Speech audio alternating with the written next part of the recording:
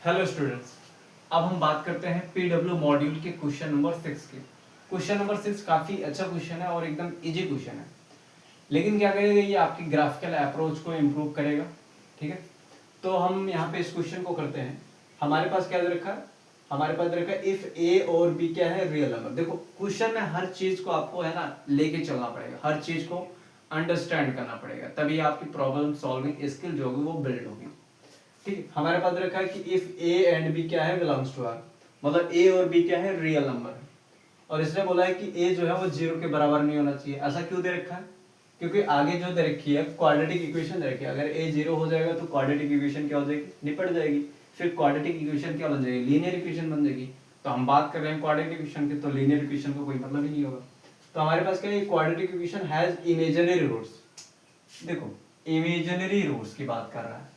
अब देखो रूट्स का जो नेचर होता है, चाहे वो रैशनल हो, चाहे इरैशनल हो, चाहे इंटीग्रल हो, चाहे इमेजिनरी हो, सारी बातें डी पे घूमती हैं। डी कौन है? तो डी जो होता है वो डिस्क्रिमिनेंट होता है। अगर मैं बात करूं श्रीधराचार्य का फॉर्मूला लिखूं तो एक्स बराबर माइनस बी, यहाँ पे प्लस माइनस अंडर यहाँ पे बी स्क्वायर माइनस यहाँ पे क्या आता है 4ac आता है, और यही क्या होता है, डिस्क्रिमिनेंट होता है। तो यही डी होता है यहाँ पे। अब ध्यान से देखो डी डिवाइड बाई 2 है यहाँ पे। अगर डी जो है वो क्या हो जाएगा, अगर यहाँ पे डी जो होता है वो क्या होता है, ग्रेटर देन 0 होता है, तो ये तो रूट में फंस रहेगा, यहाँ पे रूट में फंस ही गया यहाँ पे। तो आपके पास दो रूट्स तो आएंगे। दो रूट्स कैसे आएंगे, रियल होंगे एंड डिस्टिंक्टिव होंगे, है ना, डिस्टिंक्ट होंगे। और कैसे होंगे यहाँ पे, इररेशनल भी होंगे यहाँ पे। ठीक है, इररेशनल। देखो डी की बात मैंने किया है यहाँ पे कि डी जो होता है वो दो तरीके से होगा। ये तो डी जो है 0 हो जाएगा, ये तो डी जो हो जाएगा नॉट इक्वल टू 0 होगा। अगर डी 0 हो गया, डी 0 हो गया तो एक्स बराबर माइनस बी बाई 2 है। तो डी इक्वल टू 0 होने पे क्या आएगा, रूट्स जो होगा वो कैसा होगा, रूट्स जो होगा रियल एंड इक्वल होगा। ठीक है, रूट्स कैसा होगा यहाँ पे, रियल और इक्वल होगा। लेकिन अगर डी नॉट इक्वल टू 0 है तो इसके दो केस आते हैं, डी ग्रेटर देन 0 और डी क्या आता है, लेस देन 0। तो हमें यहाँ पे डी लेस देन 0 वाला केस पकड़ना है। इमेजिनरी रूट तब आता है जब डी क्या होता है, लेस देन 0 होता है। तो आपको क्या पता करना है यहाँ पे, इमेजिनरी रूट्स तब आता है यहाँ पे जब क्या हो, डी जो होता है वो 0 से छोटा होता है। ठीक है, उसके बाद आपको क्या करना है कि जो हमारे पास ए दे रखा है प्लस बी प्लस 1 दे रखा है, इसका आपको साइन बताना। साइन मतलब पॉजिटिव है कि नेगेटिव है कि 0 है, कि जो इसका साइन है वो क्या करेगा, बी के साइन पे डिपेंड करेगा। ठीक है, तो हम क्या करते हैं, हम क्वाड्रेटिक इक्वेशन लिख लेते हैं। ठीक है, क्वाड्रेटिक इक्वेशन हमारे पास क्या है, ये है। तो क्वाड्रेटिक फंक्शन इसको बना लेते हैं। तो ए एक्स स्क्वायर माइनस यहाँ पे बी एक्स यहाँ पे प्लस 1 यहाँ पे हो गया, ये हमारे पास क्वाड्रेटिक फंक्शन हो गया। ठीक है, अब आपको पता करना है क्या, a प्लस बी प्लस 1 का क्या करना है, साइन पता करना है। अच्छा, अगर आपको a का साइन मिल जाए, b का साइन मिल जाए और 1 का, तो 1 तो पॉजिटिव होता है तो आपको पूरा साइन मिल जाएगा। मतलब a प्लस बी प्लस सी 1 है ना, a प्लस बी प्लस 1 क्या होगा, नेगेटिव होगा पॉजिटिव होगा। तो आपको क्या करना है, a का साइन फाइंड करना है। अब देखो a का साइन फाइंड करने के लिए आपको कुछ नहीं दे रखा है, तो आपको एक सिंपल अप्रोच लगानी पड़ेगी। सबसे पहले d जो है वो 0 से छोटा है, मतलब रूट्स कैसे है, इमेजिनरी है। और रूट्स अगर इमेजिनरी होते हैं तो जो क्वाड्रेटिक फंक्शन का जो ग्राफ होता है वो एक्स एक्सिस को कट नहीं करता है, या तो वो इस तरह से ऊपर से ही निकल जाएगा, ऊपर से आएगा, ऊपर से ऊपर ही निकल जाएगा, या आपको कुछ है ना नीचे से आएगा, नीचे ही रह जाएगा। मतलब यहाँ पे क्या होगा, डी लेस देन 0 के केस में क्या होगा, ये क्वाड्रेटिक फंक्शन का जो ग्राफ होगा ये एक्स एक्सिस के ऊपर होगा या तो नीचे होगा। ठीक है, अब ये कब ऊपर होगा, है ना, ऊपर तो डी लेस देन 0 के केस में क्या होगा, ऊपर होगा या तो नीचे होगा। अब यहाँ पे पैराबोल अपवर्ड तब होता है जब हमारे पास ए क्या होता है, पॉजिटिव होता है। डाउनवर्ड तब होता है जब ए क्या होता है, 0 है ना, लेस देन 0 होता है। मतलब आपको दोनों के केस में क्या मिल रहा है, इमेजिनरी रूट मिल रहे हैं, बस डिपेंडेंसी क्या है, पैराबोल अपवर्ड होगा कि डाउनवर्ड होगा वो ए पे डिपेंड कर रहा है। ठीक है, अच्छा हम क्या करते हैं, हमें यहाँ पे पता है कि जो हमारे पास पैराबोला है वो कहीं ना कहीं आगे जाके क्या करेगा, वाई एक्सिस को कट करेगा, इधर भी कहीं ना कहीं कट कर रहा है। तो इससे बात साफ हो जाती है। एक बात और निकलती है कि पैराबोला अपवर्ड अगर होगा और डी लेस देन 0 है, अगर इमेजिनरी रूट्स है और पैराबोला अपवर्ड है, तो वो वाई पॉजिटिव वाई को कट करेगा कहीं ना कहीं, मतलब पॉजिटिव वाई की वैल्यू कुछ ना कुछ आएगी एक्स इक्वल टू 0 पे। अगर हमारे पास पैराबोला यहाँ पे क्या है, डाउनवर्ड होगा, तो एक्स इक्वल टू 0 पे कुछ ना कुछ नेगेटिव वैल्यू आएगी वाई की। ठीक है, तो हम यहाँ पे क्या करते हैं, x इक्वल टू 0 पे हम चेक करते हैं y की वैल्यू क्या आती है। अब ध्यान से देखो, अगर y की वैल्यू चेक करना है तो x वैल्यू 0 0 0, यहाँ पे कितना आ गया, y इक्वल टू 1 आ गया। मतलब x इक्वल टू 0 पे y की क्या आ रही, पॉजिटिव वैल्यू आ रही। मतलब कहीं ना कहीं हमारे पास जो ग्राफ होगा कुछ इस वाला बनेगा, क्योंकि x इक्वल टू 0 पे पॉजिटिव आपको ऊपर मिलेगा, और ये y इक्वल टू 1 मतलब है कि पैराबोला जो है वो x इक्वल टू 0 पे y इक्वल टू 1 को कट कर रहा है। तो इसको हम यहाँ से पता कर सकते हैं कि हमारे पास जो पैराबोला होगा कैसा होगा, अपवर्ड होगा। और इस केस में x इक्वल टू 0 पे y नेगेटिव आ रहा है, जबकि x इक्वल टू 0 पे y क्या आ रहा है, पॉजिटिव आ रहा है। तो पैराबोला जब अपवर्ड होता है तो a क्या होता है, पॉजिटिव आता है। तो इस कंक्लूजन से हमें पता चला कि a जो होगा कैसा होगा, पॉजिटिव होगा। ठीक है, ये बातें आपको समझ में आई होंगी। अब हम इस कंडीशन का यूज करते हैं। इस कंडीशन का कैसे यूज करेंगे, हमारे पास दे रखा कितना, d जो है वो 0 से छोटा है। d बेसिकली क्या होता है, बी स्क्वायर माइनस यहाँ पे 4ac होता है, लेस देन यहाँ पे 0 होता है। क्वाड्रेटिक फंक्शन में या क्वाड्रेटिक इक्वेशन में आप देखो b की जगह पर क्या है, तो माइनस बी का स्क्वायर यहाँ पे, माइनस यहाँ पे 4a कितना है, तो a हमारे पास क्या a है, और c कितना है, 1 है, लेस देन यहाँ पे 0। अब ध्यान से देखो, ये बी स्क्वायर यहाँ पे माइनस यहाँ पे 4a बन गया, लेस देन 0। ठीक है, मैं इसको क्या लिख सकता हूँ, मैं इसको लिख सकता हूँ बी स्क्वायर माइनस यहाँ पे 2 अंडर रूट ए यहाँ पे का होल स्क्वायर यहाँ पे लेस देन 0। ध्यान से देखो, अंडर रूट ए डिफाइंड है, क्योंकि अंडर रूट के अंदर जो भी बैठता है यहाँ पे वो क्या होना चाहिए, पॉजिटिव होना चाहिए, तभी अंडर रूट डिफाइंड होगा, तभी अंडर रूट कुछ ना कुछ रियल वैल्यू देगा। ठीक है, तो ये अंडर रूट के अंदर ये वाला क्या है, पॉजिटिव, इसका ये चीजें क्या है, डिफाइंड। मैं अंडर रूट ए लिख सकता हूँ ए को। ठीक है, अच्छा अब ध्यान से देखो, ये मैं इसको लिख सकता हूँ b माइनस यहाँ पे एक ब्रैकेट में हमारे पास हो जाएगा क्या, ये हो जाएगा, और दूसरे ब्रैकेट में यहाँ पे b, यहाँ पे अंडर रूट हमारे पास a हो जाएगा, लेस देन यहाँ पे 0। इसके लिए हमारे पास वैल्यू क्या आ जाएगी, तो जो b होगा वो क्या होगा, 2 अंडर रूट यहाँ पे a है ना, इससे छोटा होगा, और माइनस यहाँ पे 2 अंडर रूट a से क्या होगा, बड़ा होगा। ठीक है, ये हमारे पास आ गई क्या, v की रेंज आ गई।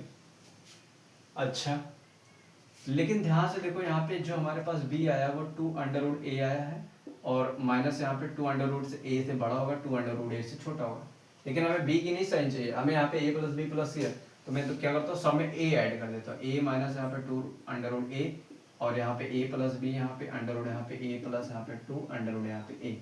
अब क्या करते हैं, हमें 1 भी चाहिए, तो मैं 1 भी ऐड कर देता हूँ, इधर भी 1 यहाँ पे, इधर भी 1 यहाँ पे, तो ये क्या बन जाएगा, ये बन जाएगा अंडर रूट ए का स्क्वायर प्लस यहाँ पे 1 का स्क्वायर माइनस यहाँ पे 2 अंडर रूट ए यहाँ पे, और मैं इसको पूरी पार्टी को मान लेता हूँ क्या, क्यू मान लेता हूँ, और लेस यहाँ पे जो हमारे पास ये बनेगा, ये अंडर रूट ए प्लस 1 का क्या बन जाएगा, होल स्क्वायर बन जाएगा। ध्यान से देखो, इसको भी लिख सकते हैं यहाँ पे अंडर रूट ए का स्क्वायर प्लस यहाँ पे 2 अंडर रूट ए इंटू बी ए स्क्वायर प्लस 2ab यहाँ पे प्लस 1 का स्क्वायर, तो ये क्या बन गया, अंडर रूट ए माइनस 1 का होल स्क्वायर बन जाएगा, और यहाँ पे क्यू जो होगा वो क्या होगा, ग्रेटर देन अंडर रूट ए माइनस 1 का होल स्क्वायर, लेस देन यहाँ पे अंडर रूट ए प्लस यहाँ पे 1 का होल स्क्वायर। ठीक है, तो हमारे पास क्यू, ध्यान से देखो यहाँ पे क्या है, ये एक स्क्वायर क्वांटिटी, ये भी एक स्क्वायर क्वांटिटी, तो दोनों स्क्वायर क्या है ना, पॉजिटिव क्वांटिटी है, तो दो पॉजिटिव के बीच क्या होगा, हमारे पास जो चीज होगी वो क्या होगी, पॉजिटिव होगी। अच्छा, यहाँ पे कुछ लोग यहाँ पे ये भी देख सकते हो कि यहाँ पे क्यों 0 क्यों नहीं हो सकता है, क्योंकि यहाँ पे क्या है, ये क्या होता है, ग्रेटर देन इक्वल टू 0 होता है। अरे तो ये ग्रेटर देन इक्वल टू 0 होता है ना, किस पे होगा, ये a इक्वल टू 1 पे होगा। अगर मैं a इक्वल टू 1 पुट करूंगा तो ये क्या हो जाएगा, 0 बन जाएगा, और यहाँ पे हमारे पास q आएगा कितना, q यहाँ पे, और ये भी क्या बन जाएगा। अब ध्यान से देखो, ये क्या है, a इक्वल टू 1 रखोगे तो ये क्या बन जाएगा, 2 का स्क्वायर मतलब 4 है, तो q की वैल्यू जो होगी वो क्या हो जाएगी, यहाँ पे 0 से बड़ी आ रही है। आप a की वैल्यू कुछ भी रख लो, क्योंकि a जो है वो पॉजिटिव होना चाहिए, तो a की वैल्यू 0 से बड़ी कुछ भी रखोगे आपको, तो आपको हमेशा 0 से बड़ी वैल्यू ही मिलेगी। ठीक है, तो आई होप आपको समझ में आएगा, इसलिए हम कह सकते हैं Q जो होगा वो क्या होगा, पॉजिटिव होगा। तो हमारे पास ये वाला करेक्ट ऑप्शन हो जाएगा। क्वेश्चन है हमारे पास, फिफ्थ क्वेश्चन, यहाँ पे फिफ्थ क्वेश्चन ये बोलता है कि the entire graph of expression y equal to x square plus k x minus x plus 9 is strictly above the x axis if and only if first यहाँ पे option दे रखा है कि k जो होगा वो 7 से क्या होगा, छोटा होगा। दूसरा ऑप्शन दे रखा है कि जो हमारे पास k होगा वो 7 से छोटा और -5 से क्या होगा, बड़ा होगा। और थर्ड क्वेश्चन बोला है कि जो k होगा वो 5 से क्या होगा, -5 से ग्रेटर होगा। फोर्थ वाले ऑप्शन में क्या बोला है, नन बोला है। ठीक है, ये हमारे पास क्वेश्चन है और ये क्वेश्चन काफी है ना इजी भी है। मैं ये नहीं कह रहा हूँ कि बहुत ही हार्ड क्वेश्चन है, क्योंकि बेसिक क्वेश्चन तो बहुत ही है ना वार्म अप कराने लेके होंगे, इजी होंगे। तो ये बोला है कि the entire graph of expression, ये जो एक्सप्रेशन है, अब बेसिकली क्या है, ये एक अलजेब्रिक एक्सप्रेशन है और जितने भी अलजेब्रिक एक्सप्रेशन होते हैं वो बेसिकली क्या होते हैं, x और y में रिलेशन होते हैं। जितने भी हमें अलजेब्रिक एक्सप्रेशन पढ़ेंगे उनमें क्या होगा, एक x होगा एक y होगा, y और x में रिलेशन होता है और y और x में रिलेशन को हम कनेक्ट करके ग्राफ बना सकते हैं। ठीक है, तो ये बेसिकली क्या होगा, ये एक्सप्रेशन जो है क्वाड्रेटिक एक्सप्रेशन है और इसका जो ग्राफ बनता है वो क्या बनता है, पैराबोला बनता है। इसलिए क्वाड्रेटिक एक्सप्रेशन और ये y और x में रिलेशन है, तो बेसिकली ये क्वाड्रेटिक फंक्शन होगा। ठीक है, तो क्वाड्रेटिक फंक्शन जो होगा उसका ग्राफ जो होता है वो क्या होता है, पैराबोला होता है। अब ये जो एक्सप्रेशन बोल रहा है कि जो एक्सप्रेशन है वो स्ट्रिक्टली मतलब होता है कि x एक्सिस को टच ही नहीं कर रहा है, x एक्सिस के एकदम ऊपर है, no touch, strictly above the x axis. अब ये एक्सप्रेशन जो है वो x एक्सिस के ऊपर है, स्ट्रिक्टली अबव है, तो इसका ग्राफ की बात कर रहा है। अब इसका ग्राफ जो होता है वो क्या होता है, पैराबोला होता है। इसका पैराबोला क्या होगा, अपवर्ड होगा। आपको पता होगा कि जो क्वाड्रेटिक इक्वेशन होती है ax² + bx + c होती है ना, क्वाड्रेटिक फंक्शन जो होता है, जो क्वाड्रेटिक फंक्शन होता है उसका ग्राफ कैसा होता है। पहली बात तो जो ग्राफ होता है वो कैसा बनता है यहाँ पे, तो ग्राफ जो बनता है वो पैराबोला बनता है। यहाँ पे पैराबोला बनता है, पैराबोला कुछ इस तरह से बनेगा या कुछ इस तरह से बन सकता है।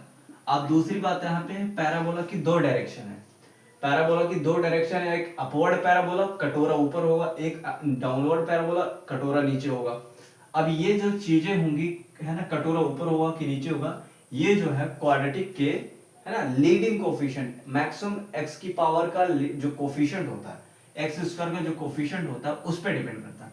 अगर a पॉजिटिव होगा तो पैराबोला क्या होगा, अपवर्ड होगा। अगर a जो है नेगेटिव होगा तो पैराबोला क्या होगा, डाउनवर्ड होगा। ठीक है, तो ये a पे डिपेंड कर रहा है ना, इसका जो मुंह होगा वो ऊपर होगा कि नीचे होगा, ये a पे डिपेंड कर रहा है। ठीक है, अब इसने बोला है स्ट्रिक्टली अबव द, है ना, strictly above the x axis, तो ये x एक्सिस के ऊपर बोला है, तो x एक्सिस के ऊपर बोला है, इसका मतलब बिल्कुल यहाँ पे क्या हो सकता है, ये x एक्सिस को कट करेगा ही नहीं करेगा। अब यहाँ पे क्या है कि अगर आप x एक्सिस के ऊपर ऐसे बना देते हो तो ये कभी ना कभी यहाँ पे आगे तो बढ़ेगा ही बढ़ेगा, तो बेसिकली ये x एक्सिस के ऊपर हुआ ही नहीं, x एक्सिस को इसने कट कर दिया। तो उसने ऑलरेडी है ना बोल रखा है कि x एक्सिस जो भी एक्सप्रेशन का ग्राफ होगा वो x एक्सिस के ऊपर होगा, इसको x एक्सिस को कट नहीं करेगा, तो ये वाला केस जो होगा वो फेल कर जाएगा, क्योंकि ये कहीं ना कहीं आगे जाके कट कर देगा, लेकिन ये कभी नहीं कट करेगा। और इस केस में क्या होता है, जो हमारे पास क्वाड्रेटिक फंक्शन का ग्राफ है जो x एक्सिस के ऊपर होता है, तो हम बोलते हैं जो क्वाड्रेटिक इक्वेशन है वो क्या है, पॉजिटिव है for all x belongs to real number, है ना। आप x की कुछ भी वैल्यू उठाओगे सब पे, मान लेते मैंने ये उठा लिया, तो इस पे भी क्या होगा, हमारे पास क्वाड्रेटिक फंक्शन जो है वो x एक्सिस के ऊपर है, मतलब पॉजिटिव है। अगर मैं ये पॉइंट ले लेता हूँ तो इसके ऊपर भी क्या है, ये पॉजिटिव है यहाँ पे, तो यहाँ पे x की कुछ भी वैल्यू उठाओगे तो क्वाड्रेटिक फंक्शन क्या है, पॉजिटिव है। और क्वाड्रेटिक फंक्शन सभी x की वैल्यू के लिए तब पॉजिटिव होता है जब इसका a पॉजिटिव हो जाए और इसका d जो है वो नेगेटिव हो जाए, क्योंकि जब d नेगेटिव होगा तो कोई रूट्स नहीं आएगा, रूट्स जो होंगे वो इमेजिनरी होंगे, और रूट्स इमेजिनरी का मतलब होता है वो x एक्सिस को वास्तव में रियलिटी में कट नहीं कर रहे हैं, ठीक है, इमेजिनेशन में कट कर रहे हैं। तो इसका मतलब हम कह सकते हैं कि d जो होगा वो लेस देन क्या होगा, 0 होगा। ठीक है, तो हमारे पास क्वाड्रेटिक एक्सप्रेशन जो दे रखा है, मैं उसको लिखता हूं पहले। y इक्वल टू हमारे पास दे रखा है कितना, x² प्लस यहाँ पे k, अच्छा kx दे रखा है माइनस यहाँ पे x प्लस यहाँ पे 9 दे रखा है, तो x² यहाँ पे x कॉमन लेंगे तो हमारे पास क्या होगा, k - 1 प्लस यहाँ पे 9 हो गया। अब यहाँ पे इस पे दो कंडीशन लगेगी, ये लगेगी और ये लगेगी। ए पॉजिटिव बिल्कुल, यहाँ पे क्या है 1 है, 1 हमारे पास ए की वैल्यू कितनी है 1 आ गई, तो 1 तो पॉजिटिव होगा। अब आप क्या करो, यहाँ पे आप क्वाड्रेटिक ये वाली कंडीशन लगाओ, ठीक है, ये वाली कंडीशन लगाओगे जब आप, तो d लेस देन 0, d यहाँ पे क्या है बी स्क्वायर होता है, d फॉर क्या होता है डिस्क्रिमिनेंट होता है ना, डिस्क्रिमिनेंट ही डिसाइड करता है कि रूट्स जो होंगे वो रैशनल होंगे, इररेशनल होंगे, कि इमेजिनरी होंगे, है ना, कि क्या होंगे यहाँ पे, है ना, ये सब सारी चीजें जो होता है वो d डिफाइन करता है, ठीक है। तो हमारे पास क्या होगा, d जो है लेस देन 0 होगा, d लेस देन 0 होगा, तो d जो होता है वो b स्क्वायर माइनस 4ac होता है। तो b की वैल्यू हमारे पास कितनी, k माइनस 1 का होल स्क्वायर माइनस यहाँ पे 4a, a की वैल्यू कितनी 1 है यहाँ पे, c कितना हमारे पास 9 है यहाँ पे, और लेस देन कितना यहाँ पे 0 दे रखा है, ठीक है। तो हमारे पास क्या हो जाएगा, ये k माइनस 1 का होल स्क्वायर माइनस यहाँ पे कितना हो जाएगा,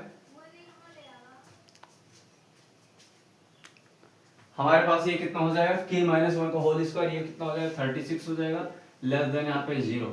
अब हम क्या करेंगे, इसको सॉल्व करेंगे, तो हमारे पास k माइनस 1 का होल स्क्वायर यहाँ पे माइनस यहाँ पे 6 का स्क्वायर हो गया, लेस देन यहाँ पे 0, तो दो ब्रैकेट ओपन हो गए, माइनस यहाँ पे k माइनस 1 प्लस 6 यहाँ पे एक ब्रैकेट में, दूसरे ब्रैकेट में k माइनस 1 माइनस यहाँ पे 6 लेस देन 0 यहाँ पे, ये हो गया k प्लस यहाँ पे 5 हो गया यहाँ पे, और यहाँ पे हो जाएगा k माइनस यहाँ पे 7 हो गया, लेस देन यहाँ पे 0।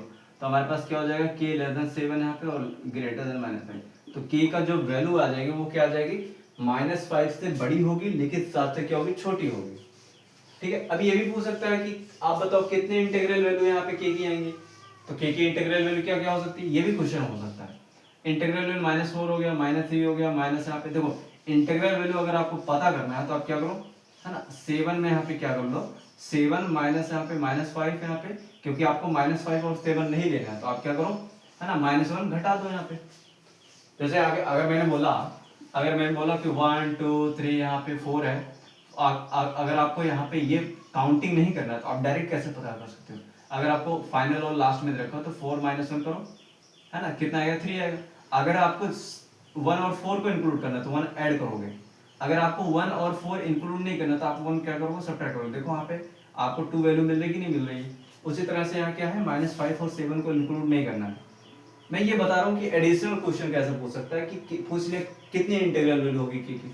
तो इंटीग्रल वैल्यू डायरेक्ट निकालने का तरीका क्या है, अगर आपको -5 और 7 नहीं लेना तो आप क्या करो, 7 - 5 करो, उसके बाद और एक माइनस कर दो, तो यहाँ पे हो गया 7 प्लस यहाँ पे 5 माइनस 1 यहाँ पे, तो ये हो गया 12 यहाँ पे माइनस में कितना होगा 11 इंटीग्रल वैल्यू आएंगे, ठीक है।